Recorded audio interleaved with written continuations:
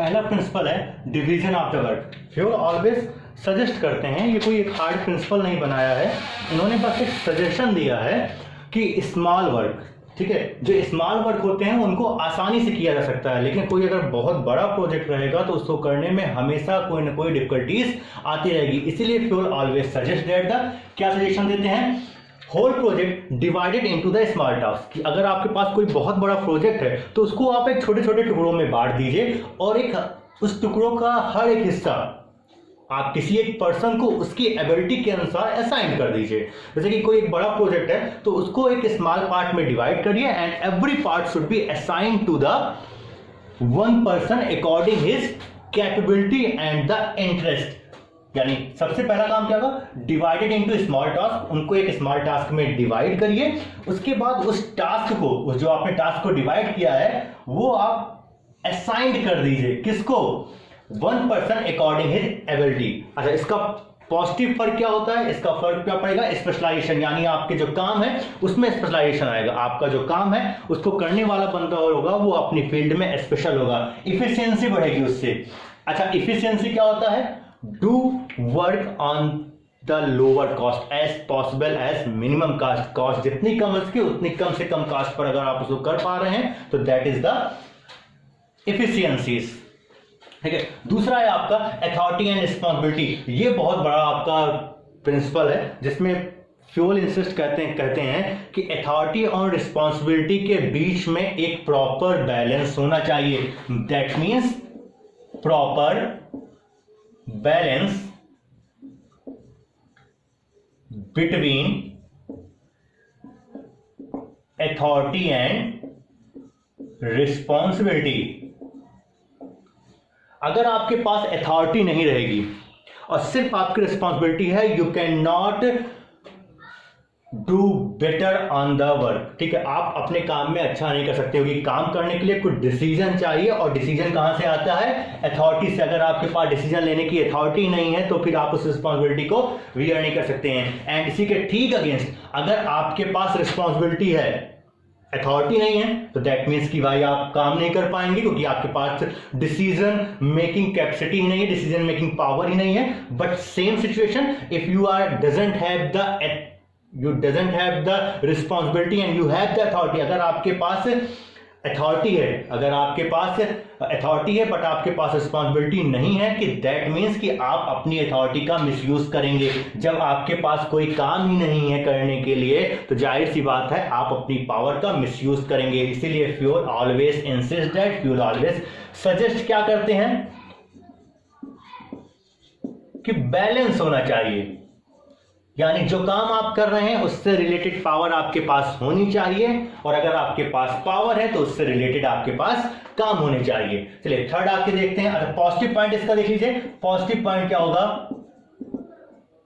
Work complete on time. Work जो है वो आपका वो टाइम पर कंप्लीट हो पाएगा। सेकेंड ऑप्शन है आपका। थर्ड आपके आते हैं डिसिप्लिन। डिसिप्लिन, कोई भी काम करिए, जर्नल लाइफ की हम बात करें तो भी हमें डिसिप्लिन की जरूरत पड़ती रहती है। अगर आप कोई भी काम कर रहे हैं, डिसिप्लिन तो सबसे ज्यादा इंपॉर्टेंट होती है। क्लासरूम में बैठे हैं तो भी आपको डिसिप्लिन होना पड़ेगा, आप ग्राउंड में खेल रहे हैं तो भी आपको डिसिप्लिन होना पड़ेगा, यानी जहां भी आप हैं वहां पर आप को डिसिप्लिन में रहना पड़ेगा। Discipline means doesn't matter, discipline means होता है code of conduct, general guideline होता है कि आपको काम किस वे में करना है, कितने बजे आना है, कितनी देर तक काम करना है, क्या आपका टारगेट है। सिंपल सा कह सकते हैं कि the rules and regulation of the organization that call the discipline. अच्छा, इसका पॉजिटिव पॉइंट क्या है, अगर डिसिप्लिन आपके ऑर्गेनाइजेशन में है, अगर फ्यूल सजेस्ट कर रहे हैं, दैट मींस कि systematic working in the organization. आपके ऑर्गेनाइजेशन में जो काम करने का तरीका होगा वो एकदम सिस्टमेटिक होगा, यानी कोई कंफ्यूजन नहीं होगा, कोई डाउट नहीं होगा।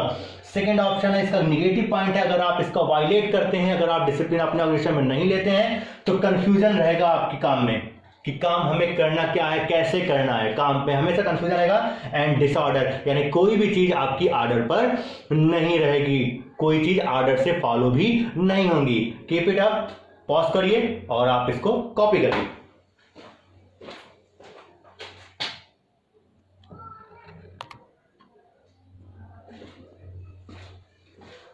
चलिए अपने नेक्स्ट टॉपिक पर आते हैं अब। ठीक है, फोर्थ पॉइंट हो गया आपका यूनिटी ऑफ कमांड। ये भी एक बहुत अच्छा पॉइंट है, तो फ्यूल ऑलवेज आपको सजेस्ट करते रहते हैं। इसके अकॉर्डिंग क्या कहते हैं कि one employ one boss. That means कि आपके जो एम्प्लॉय हैं उनको जो भी गाइडलाइन प्रोवाइड होनी चाहिए, उनको जो भी इंस्ट्रक्शन मिलने चाहिए, उनको जो भी वे ऑफ डायरेक्शन होना चाहिए उनका, वो किसी एक पर्सन के द्वारा होना चाहिए, कई पर्सन के अकॉर्डिंग नहीं होना चाहिए। सपोज दैट कि एक बॉस है M1, जस्ट सपोज दैट कि एक बॉस है हमारा M1 है और इसके नीचे S1, S2 एंड S3 तीन एम्प्लॉय काम करते हैं। तो दैट मीन्स कि one employ and the one boss, यानी अगर एक एम्प्लॉय है तो उसको जो भी गाइडलाइन प्रोवाइड होनी चाहिए वर्क से रिलेटेड, जो भी उसको इंफॉर्मेशन प्रोवाइड होनी चाहिए which is provided by the one boss. यानी अगर यस को भी कोई गाइडलाइन प्रोवाइड हो रही है, कोई वर्क असाइन किया जा रहा है, कोई काम दिया जा रहा है, तो फिर एक बॉस के अकॉर्डिंग नहीं चाहिए। ऐसा ना हो जाए कि हमारा कोई बॉस M1 है और कोई बॉस हमारा M2 है और हमारे सेम एम्प्लॉय हैं S1, S2, S3। ये डायरेक्शन इनको भी दे रहे हैं, ये काम इनको भी दे रहे हैं, इनको भी दे रहे हैं और इनको भी दिया जा रहा है। This is the right approach. ये आपकी राइट अप्रोच है ऑर्गेनाइजेशन में और ये आपकी रॉन्ग अप्रोच है ऑर्गेनाइजेशन में। यानी आप खुद देखिए, अगर एक बॉस रहेगा और वो पूरी की पूरी टीम को हैंडल कर रहा है, पूरी टीम को गाइडलाइन प्रोवाइड कर रहा है, तो फिर उनके माइंड में क्लियरिटी रहेगी, कोई कंफ्यूजन नहीं होगा। They are responsible to one person, they are getting the work assignment, getting the work from the one person and the other side M1, M2। अगर आपको काम देने वाले कई लोग हैं तो फिर जाहिर सी बात है कंफ्यूजन होगा। सपोज दैट अगर आपके घर में आपके फादर ने कुछ कहा और आपकी मदर ने कुछ कहा, दोनों लोगों ने आपको एक काम असाइन किया हुआ है, तो माइंड में तुरंत कंफ्यूजन आ जाती है कि हम पहले किसका काम करें।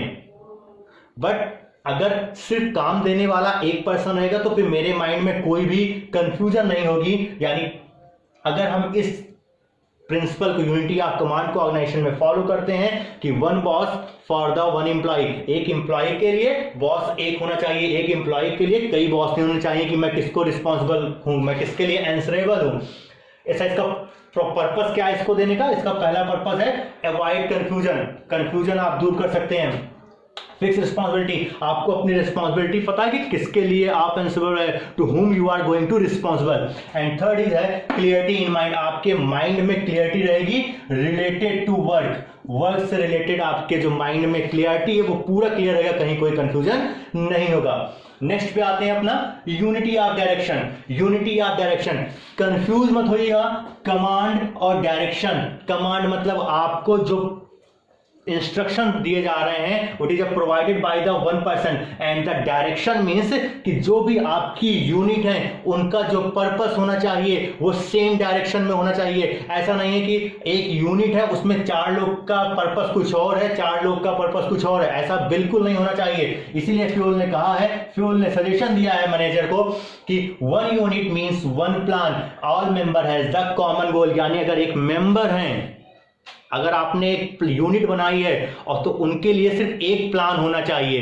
दैट मींस कि उस यूनिट में जितने भी मेंबर रहेंगे उनका objective is to be same, सबका ऑब्जेक्टिव सेम रहता है। अच्छा, इस बात से फायदा क्या होता है? इससे फायदा होता है coordination of activities of the different personal. एक यूनिट में कई सारे पर्सनल होते हैं, कई सारे एम्प्लॉय होते हैं। अगर हमारा डायरेक्शन सेम रहेगा, हमारा प्लान सेम रहेगा, तो फिर हमारे जो एम्प्लॉयज हैं, जो डिफरेंट एम्प्लॉयज है, lot of number of employ हैं, उनका जो ऑब्जेक्टिव रहेगा, उनका जो वर्किंग रहेगी, उनकी जो एक्टिविटीज रहेगी, they are coordinate to each other and it is a helpful to the organization. चलिए पॉज करिए, नोट्स बना लीजिए अपने अकॉर्डिंग।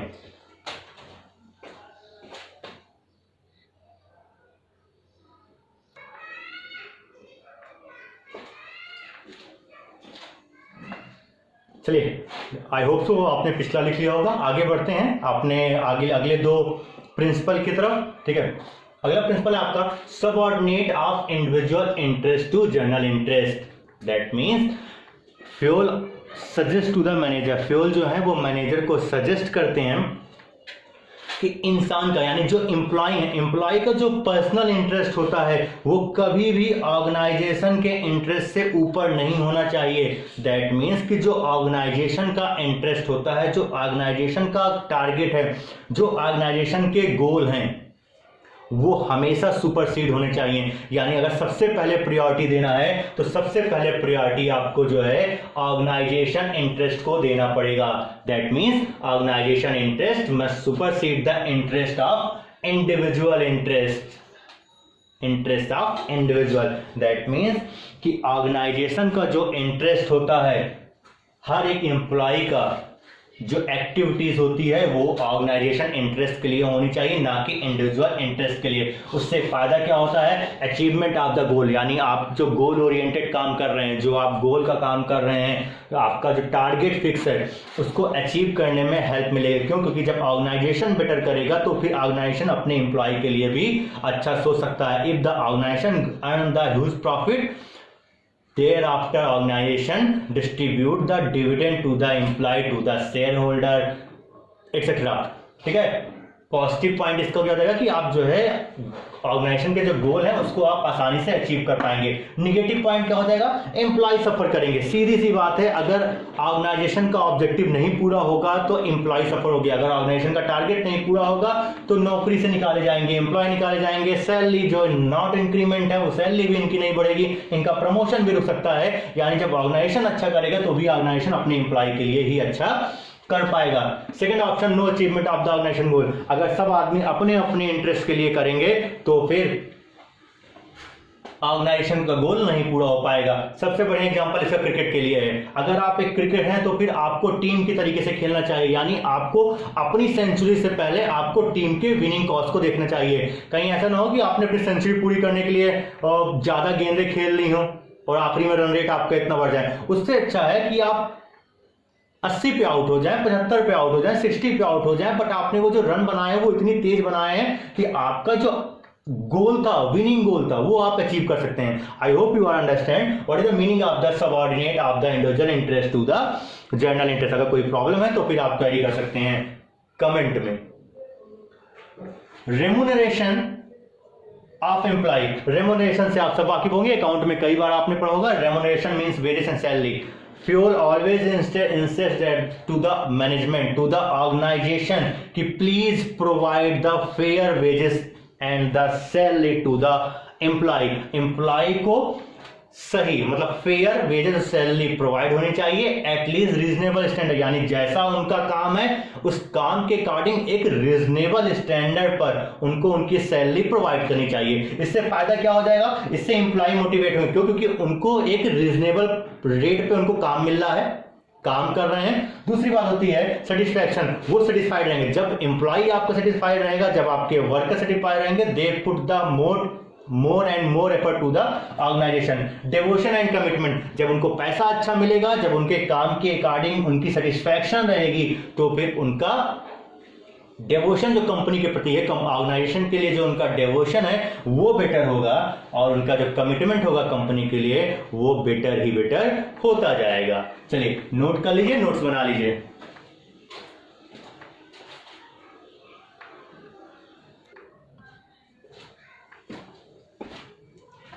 चलिए आपने पिछला नोट कर लिया होगा, बाकी प्रिंसिपल बढ़ते हैं आगे प्रिंसिपल की तरफ। ठीक है, अगला प्रिंसिपल है सेंट्रलाइजेशन एंड डिसेंट्रलाइजेशन। सेंट्रलाइजेशन और डिसेंट्रलाइजेशन आपने कभी ना कभी तो पढ़ा ही होगा। सेंट्रलाइजेशन एंड डिसेंट्रलाइजेशन आपने कभी कभी तो आपने क्लास 10th में पढ़ा होगा, क्लास 9th में भी आपने उसके बारे में सुना होता है। कोई नहीं, कोई बात नहीं। सेंट्रलाइजेशन यानी keeping the all authority, all the decision making power in a top level hand, यानी जो भी आपके डिसीजन पावर है, जो भी आपके अथॉरिटी है, उनको सिर्फ और सिर्फ टॉप लेवल पर रखना, सिर्फ कंपनी में कुछ चुनिंदा लोगों के पास रखना, that called centralization. And what is the meaning of the decentralization? Decentralization means distribute the power and the authority to the operational level, यानी जो भी आपके डिसेंट्रलाइजेशन है, जो भी आपकी अथॉरिटी है, जो भी आपकी पावर है, उसको आप क्या कर दे रहे हैं? उसको आप जो है बांट दे रहे हैं ऑपरेशन लेवल पर। ऑपरेशन इससे क्या हो जा रहा है कि लोगों को काम करने में थोड़ी सी आसानी हो जा रही है। बट जो फ्यूल है वो ना तो पूरी तरीके से सेंट्रलाइजेशन के फेवर में थे और ना ही पूरी तरीके से डिसेंट्रलाइजेशन के फेवर में। उन्होंने कहा था कि दोनों के बीच में प्रॉपर बैलेंस होना चाहिए। अच्छा, उन्होंने ऐसे क्यों कहा था? क्योंकि इसके पॉजिटिव पॉइंट भी हैं और इसके नेगेटिव पॉइंट हैं। पॉजिटिव पॉइंट क्या है कि वर्क ऑन टाइम। भाई अगर आपने पावर डिसेंट्रलाइजेशन, अगर आपने पावर पूरी तरीके से बांट दी है लोगों में, तो काम कंप्लीट होगा टाइम पे, क्योंकि काम को करने के लिए जो डिसीजन चाहिए वो ले सकते हैं, क्योंकि उनके पास पावर है, उनके पास अथॉरिटी है डिसीजन लेने की।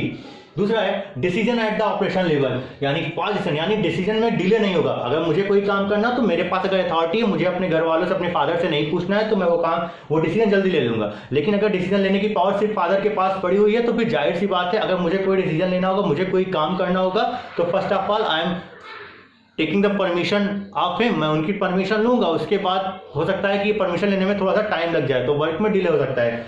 बट जो फ्यूल है वो ना तो पूरी तरीके से सेंट्रलाइजेशन के फेवर में है, ना तो डिसेंट्रलाइजेशन के फेवर में। ऐसा इसलिए है क्योंकि अगर आप कंप्लीट सेंट्रलाइजेशन कर देंगे तो फिर काम में डिले होगा। क्यों? क्योंकि आपने जो ऑपरेशन लेवल पर, आपने जो ग्राउंड लेवल पर आपने जो काम दिया है, वो काम तो हो रहा है, लेकिन क्या उस काम को करने के लिए जो डिसीजन लेने की पावर है, क्या आपने सुपरवाइजर को दिया है? क्या आपने लोअर लेवल मैनेजर को आपने दिया है? क्या आपने वहां पर जो डिपार्टमेंटल हेड है, आपने क्या उनको ये पावर दी है काम लेने की? नहीं दिया। तो इसका मतलब है कि वो प्रॉपर चैनल से जब तक आपसे टाइम लेंगे, आपसे डिसीजन पूछेंगे, तो कहीं ना कहीं उनको इस काम करने में देरी होगी।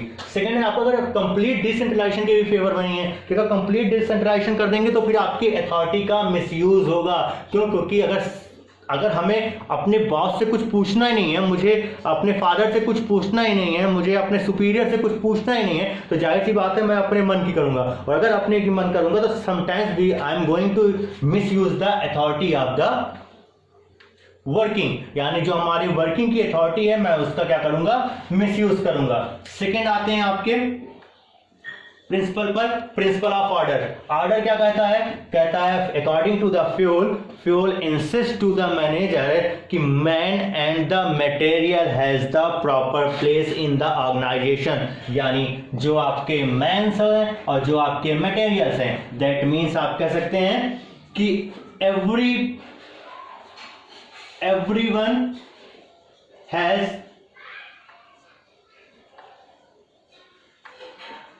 place, यानी हर एक इंसान का, everyone या everything has the place in the organization, उनका ऑर्गेनाइजेशन में एक प्लेस होना चाहिए। यानी अगर आपके पास मैन है, here I am talking man, that means not आदमी और औरत के बीच का डिफरेंस नहीं है। that man means here I am talking about the employee, यानी अगर एम्प्लॉय है तो right person on the right job, यानी यहां किसी भी एम्प्लॉय की सही जगह कहां होती है कि जो सही एम्प्लॉय है उसको प्रॉपर प्लेस पे मिलना चाहिए। यानी जो अकाउंट के फील्ड में माहिर है उनको अकाउंट ही सेक्शन में होना चाहिए, जो सेल्स की फील्ड में माहिर है उनको सेल्स के सेक्शन में होना चाहिए। ऐसा ना हो जाए कि सेल्स वाला बंदा अकाउंट पे बैठा है, अकाउंट वाला बंदा ऑपरेशन में बैठा हुआ है। अगर ऐसा होता है तो जाहिर सी बात है आपका वेस्टेज ऑफ टाइम होगा, आपको काम करने में आगे प्रॉब्लम आएगी। और मटेरियल्स के लिए proper place in the organisation, यानी ऑर्गेनाइजेशन में एक प्रॉपर प्लेस होनी चाहिए हर एक मटेरियल्स की। यानी अगर आपको पता है कि भैया मटेरियल्स मेरा किस गोडाउन में रखा हुआ है, मटेरियल्स का मेरा पर्टिकुलर प्लेस कहाँ है, तो फिर आपको ही फायदा रहता है। इसका पॉजिटिव पॉइंट क्या हो जाएगा कि आपको मटेरियल सर्च करने में आपको टाइम नहीं वेस्ट होगा और आपके काम में इफिशियंसी आएगा। इसका अगर एग्जांपल देखना चाहें तो देख लें, अगर आप स्कूल से जाते हैं, अगर आप घर जा रहे हैं स्कूल से, तो आप घर पहुंचते ही अपना शूज कहीं और फेंक दे रहे हैं, सॉक्स कहीं और फेंक दे रहे हैं, बैग कहीं और फेंक दे रहे हैं, कपड़े कहीं और फेंक दे रहे हैं। फेंक तो दिया आपने, लेकिन अगर दूसरे दिन अगर आपको you are getting ready for the school, you have face the difficulties, because आपको खोजना पड़ेगा कि आपके सॉक्स कहाँ हैं, आपके शूज कहाँ हैं। But if the everything on your proper place. अगर आपको पता है भाई मेरा शूज यहां पर पड़ा हुआ है, तो फिर आपको वहां पर कोई भी डिफिकल्टीज प्रोवाइड नहीं होगी, क्योंकि आपके माइंड में पूरा सेट है, क्लियरिटी है माइंड में कि हमारा प्लेस कहां पर है। ठीक है। और दूसरी बात है, अगर आपका कोई पर्सन है, अगर आपके कोई एम्प्लॉय है, तो उनको राइट प्लेस पर होना चाहिए according his capability and the ability. Note कर लीजिए।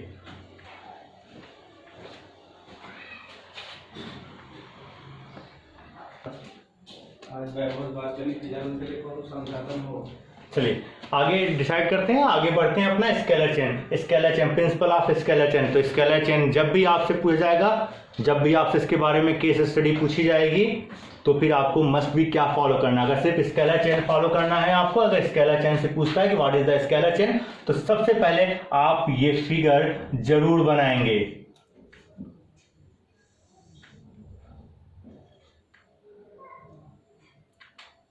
B C D E F G H I, इसको कर सकते हैं आप M N O P Q. Scalar chain, ठीक है, ये फिगर आप जरूर बनाएंगे। फ्यूल क्या सजेस्ट करते हैं? Must be follow.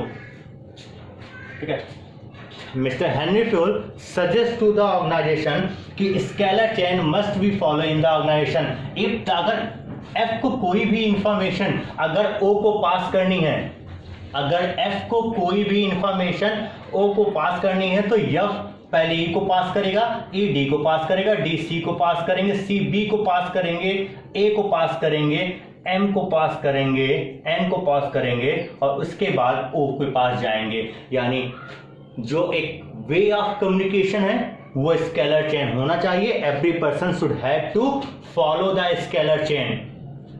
बट यहां पर एक प्रॉब्लम भी आती है। यहां पर प्रॉब्लम यह आती है कि अगर कोई इमरजेंसी है, अगर कोई इमरजेंसी है, ई को पी के पास कोई इंफॉर्मेशन पहुंचाना है, तो ई डायरेक्ट पहुंचा सकता है।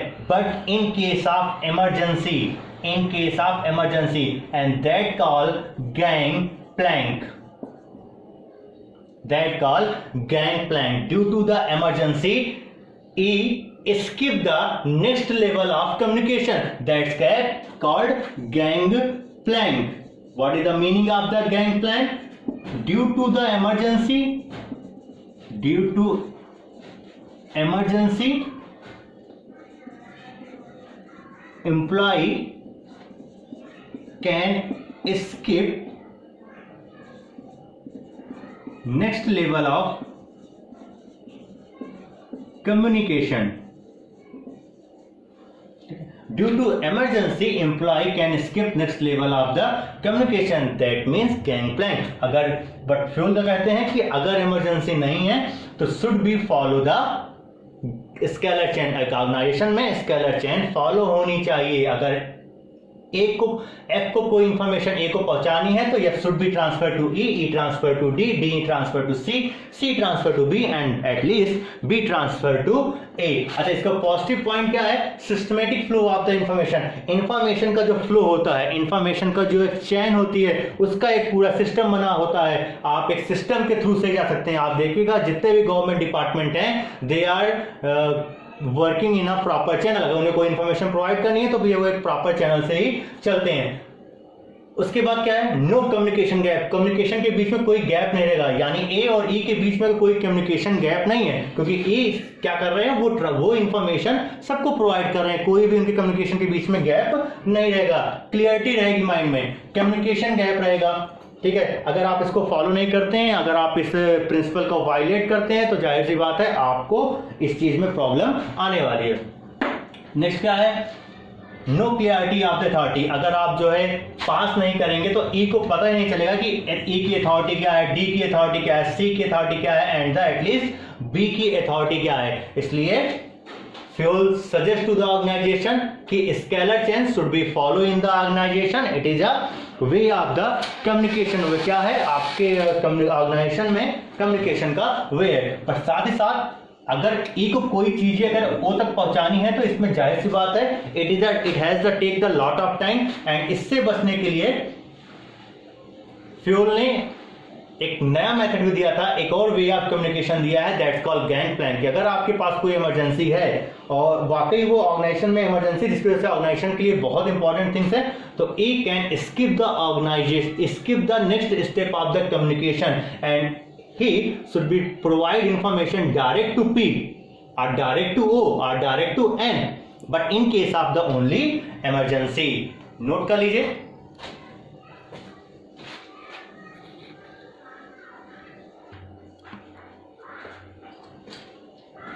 चलिए नेक्स्ट बढ़ते हैं, नेक्स्ट की तरफ। Principle of equity. फ्यूल कहते हैं कि no differentiate between the employ के बीच में किसी भी तरीके का डिफरेंशिएट नहीं करना चाहिए। किसके according? According to the fair of skin, यानी उनके स्किन का कलर कैसे है, वो किस रिलीजन से आते हैं, वो किस एरिया से आते हैं, या वो किस फैमिली से आते हैं। एम्प्लॉय के बीच में इस चीज से कोई भी डिफरेंशिएट नहीं करना चाहिए कि ये हिंदू है, ये मुस्लिम है, ये सिख है, ये ईसाई हैं। किसी भी तरीके का डिफरेंशिएट एम्प्लॉय में नहीं करना चाहिए। अगर आप ऐसा करते हैं तो फिर एम्प्लॉय के बीच में डिससेटिस्फैक्शन की भावना अपने आप उत्पन्न हो जाती है, और अगर ऐसा किसी भी ऑर्गेनाइजेशन में होता है तो जाहिर सी बात है it is a harmful for the organization. That means कि not differentiate between the employ kind of fair of skin, उनके कलर, स्किन के कलर के अकॉर्डिंग में कोई भी नहीं करना, कोई भी डिफरेंशिएट नहीं करना चाहिए। किस रीजन और किस रिलीजन से आ रहे हैं इसके लिए भी कोई डिफरेंशिएट उनसे नहीं करना चाहिए कि किस जात से या किस धर्म से आ रहे हैं वो। Every employ treated should be same in the organization by the manager level and the by the other employ, यानी जो भी आपके यहाँ एम्प्लॉय हैं, मैनेजर सबको एक तरीके से देखना चाहिए और सारे एम्प्लॉय एक दूसरे में किसी भी प्रकार का भेदभाव नहीं करना चाहिए। इसका पॉजिटिव पॉइंट क्या है, अगर आप इसका ऐसा करते हैं तो फिर सेटिस्फाइड जो एम्प्लॉय रहेंगे वो सेटिस्फाइड रहेंगे, वो एम्प्लॉय कंपनी को अपना समझेंगे, कंपनी के बारे में अच्छा सोचेंगे, तो कंपनी के लिए भी ये एक अच्छा पार्ट होगा। मोटिवेटेड, अगर एम्प्लॉय सेटिस्फाइड होगा तो एम्प्लॉय सेल्फ मोटिवेट हो सकता है। अगर वो काम करने के लिए उसको अच्छा एनवायरनमेंट मिल रहा है तो वो काम करने के लिए सेल्फ मोटिवेशन होता है। तो क्लियर हो गया आपका इक्विटी, यानी किसी भी एम्प्लॉय के बीच में कोई भी डिफरेंशिएट नहीं करना चाहिए according to their skin colour, region and the religious. Second है आपका, यानी नेक्स्ट पॉइंट है आपका 12 principle stability of the personal. What is the meaning of the stability of the personal? Stability का मतलब होता है कि स्थिरता, यानी हर एक एम्प्लॉय को ये चीज पता होना चाहिए कि वो इस पोस्ट पर इतने टाइम तक तो एटलीस्ट मिनिमम रहेगा ही। ऐसा होता है तो फिर उसके पास जॉब सेटिस्फैक्शन रहेगा। सबसे बड़ी चीज होती है कि आज के टाइम पे, आज के प्राइवेटाइजेशन में सबसे बड़ा डर एम्प्लॉय के बीच रहता है कि कब उसकी जॉब चली जाए। उसके मन में कहीं ना कहीं माइंड में एक थॉट चलता रहता है कि कहीं ना कहीं ऐसा ना हो कि उसका फ्रीक्वेंटली ट्रांसफर हो जाए, उसको कहीं और भेज दिया जाए, उसका कहीं और तबादला कर दिया जाए, या फिर उसको नौकरी से निकाल दिया जाए। तो Fayol always suggest that no frequently transfer. ठीक है, किसी भी एम्प्लॉय का जल्दी रूटीन पर एक ट्रांसफर नहीं करना चाहिए। At least fix minimum tenure for job, यानी एक पोस्ट के लिए या जॉब के लिए एक मिनिमम टेन्योर फिक्स कर देना चाहिए कि आप इस पोस्ट पे एटलीस्ट मिनिमम 2 साल लेंगे, 1.5 साल लेंगे। अच्छा, इससे करने से क्या होता है कि आप एक उस एम्प्लॉय को जॉब सेटिस्फैक्शन प्रोवाइड कर रहे हैं, आप उस एम्प्लॉय को जॉब सेटिस्फाइड करवा रहे हैं, जॉब प्रोवाइड करवा पा रहे हैं। तो ये बहुत अच्छी बात है। ठीक है, एम्प्लॉय जब सेटिस्फाइड रहेगा तो भी वो आपके लिए अच्छा कर पाएगा। प्लस पॉइंट क्या रहेगा, इंप्रूव एफिशिएंसी लेवल। अगर उस मेरे माइंड में फिक्स है या एम्प्लॉय के माइंड में फिक्स है कि नहीं मुझे यहाँ पर 2 साल तो रहना है, तो फिर 2 साल में बिना किसी हेडेक के, बिना किसी प्रॉब्लम के, बिना किसी एक्स्ट्रा पर्सन के मैं अपना काम अच्छे से कर सकता हूँ। No wastage of time and resources. और आपका इससे ऑर्गेनाइजेशन का भी फायदा है। ऑर्गेनाइजेशन का फायदा ये है कि उसके टाइम की दिक्कत नहीं होगी, यानी टाइम उसका वेस्ट नहीं होगा, काम उसका टाइम पे कंप्लीट होगा। दूसरा, उसको बार बार ह्यूमन रिसोर्सेज यानी जो आपका एम्प्लॉय होगा वो आपका रिसोर्सेज होते हैं। Every employ has the assets of the organization. Every employ जो होता है वो ऑर्गेनाइजेशन की एसेट्स होती है, उसको उसके रिसोर्सेज को कोई भी वेस्ट नहीं कर पाएगा। क्लियर, नोट कर लीजिए। बचते हैं लास्ट के 2 पॉइंट, वो भी आगे स्टार्ट करते हैं।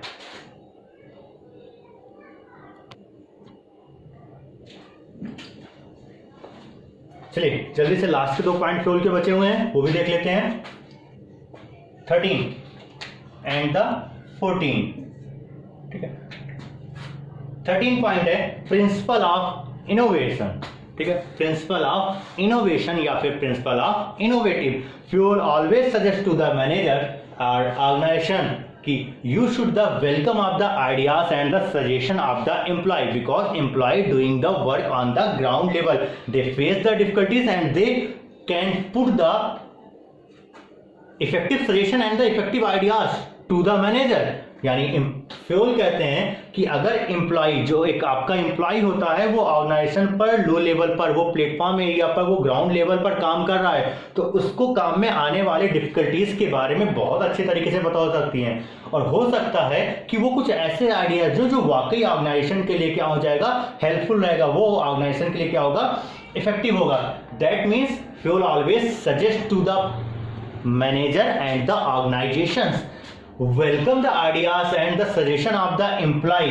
यानी जो एम्प्लॉयज के आइडिया हैं, जो एम्प्लॉय के सजेशन हैं, उनको इनिशिएटिव करना चाहिए, उनको वेलकम करना चाहिए और उनको उनके आइडिया को फुल करने के लिए उनको पर्टिकुलर एक चांस भी, सफिशिएंट चांस भी प्रोवाइड करना चाहिए। अगर इसका फायदा क्या होता है, they are feeling they are part of the organization. इससे फायदा ये हो जाता है कि एम्प्लॉय सोचता है कि नहीं, कंपनी हमारे भी आइडियाज को आगे रख रही, हमको भी एक अपना आगे बढ़ने का एक प्रॉपर चांस दे रहे हैं। एक उनके मन में कंपनी, अपनी कंपनी वाली फीलिंग आएगी, नहीं ये कंपनी मेरी है। तो अगर ऐसा होगा तो कंपनी के लिए भी अच्छी बात है, ऑर्गेनाइजेशन के लिए अच्छी बात है। लेकिन अगर उनके आइडियाज को, उनके सजेशन को आप एक तरफ से नकार देंगे, आप नेग्लेक्ट कर देंगे कि नहीं, who are you who are giving the ideas, who are giving the lecture. तो अगर आप ये फीलिंग अगर आप ऑर्गेनाइजेशन में लेकर आते हैं कि नहीं तुम क्या हो, तुम प्लेटफॉर्म एरिया के हो, तुम मजदूर हो, तुम होते कौन हो ये आइडिया देने वाले, तो अगर ऐसा होता है तो कंपनी डीमोटिवेट होंगे, एम्प्लॉय जो होंगे वो डीमोटिवेशन होंगे। और अगर आपका एम्प्लॉय कभी डीमोटिवेट हुआ, अगर आपका एम्प्लॉय फ्रस्ट्रेट हुआ, that means the whole cost wear by the organisation. Organisation को सारी कॉस्ट वियर कर नहीं पाएगी। And it is the most of the reason of the failure of the organisation. अब बढ़ते हैं अपने लास्ट टॉपिक पर, स्प्रेडिकॉप्स। ये अक्सर इसमें कंफ्यूज होते हैं बच्चे, इसमें अक्सर आप कंफ्यूज होते हो क्योंकि जब इससे केस स्टडी पूछी जाती है तो आप कंफ्यूज आते हो कि क्या ये इनिशिएटिव में जाएगा या फिर यूनिटी ऑफ कमांड में जाएगा, यूनिटी ऑफ डायरेक्शन जाएगा। तो कोई दिक्कत नहीं है, आपको कुछ ज्यादा सोचने की जरूरत नहीं है। जहां आपसे टीम स्पिरिट की बात की जाए, जहां पर आपसे पूरे ग्रुप की बात, ग्रुप को एक साथ लेकर चलने की बात हो, दैट मीन्स कि वहां पर स्प्रेडिकॉप्स है, इससे ज्यादा आपसे कुछ पूछा नहीं जाएगा। तो that means Mr. Henry Fuel suggests to the organization या Mr. Henry Fuel suggests to the operational manager या manager at the every level convert I into B।